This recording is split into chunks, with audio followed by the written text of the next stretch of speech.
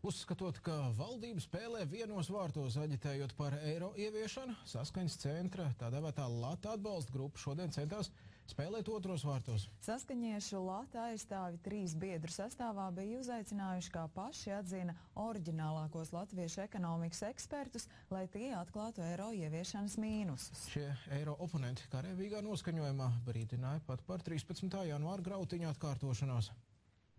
Koalīcija cer šonadēļ jau pieņemt galīgajā lasījumā eiro ieviešanas likumprojektu. Politiskie pretinieki gan arvien aktīvāk rīko dažādas tikšanās un kaļ plānus, kā nepieļaut Latvijas pievienošanos eirozonai.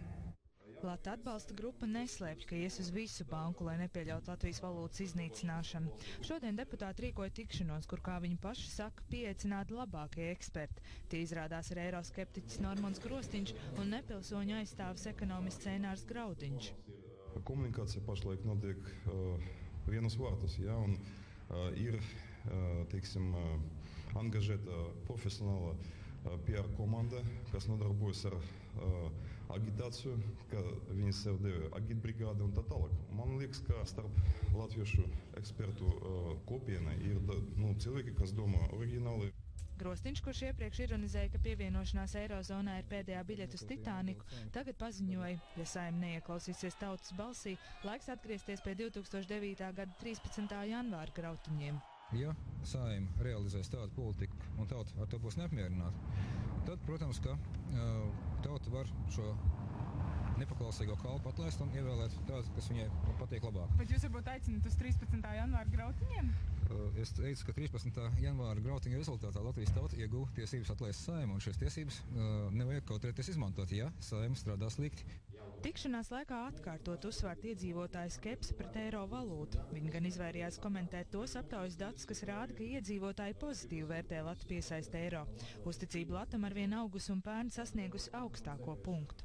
Tas, kad attiecīgi Lats ir stabils, to mēs esam novērojuši no Lata ieviešanas dienas. Dabistiski, kad šī Lata stabilitāte savā laikā nospēlēja zinām negatīvu lomu, tāpēc, kad caur šo Lata stabilitāti 90. gadu sākumā tika sagrauta Latvijas tautsaimniecība un rūpnieciskā ražošana, bet šobrīd atteikties no Lata, tā būtu valsts pašnāvība. Eiroskeptiķi un Saeimas opozīcija cer, ka ceturtdien eiro ieviešanas likumprojektu nepieņems, taču vēl esot cerību uz referendumu. Laura Pavlauska, Ingmars Stankēvičs, TV3 ziņas. Tiesības sargs Juris Jansons varētu vērsties Satversmes tiesā, ja Latvijā netiks ievērojami palielināta minimālā alga. Tas tādēļ, ka 200 latu uz papīra, ko ik mēnesis saņem te 200 000 strādājošo, nesasniedz pašas valsts aprēķināto iztikas minimumu. Labklājības ministrija atbild, ka nākamgad minimālā alga nedaudz pieaugs, taču prasības pēc strauja kāpuma esot utopija.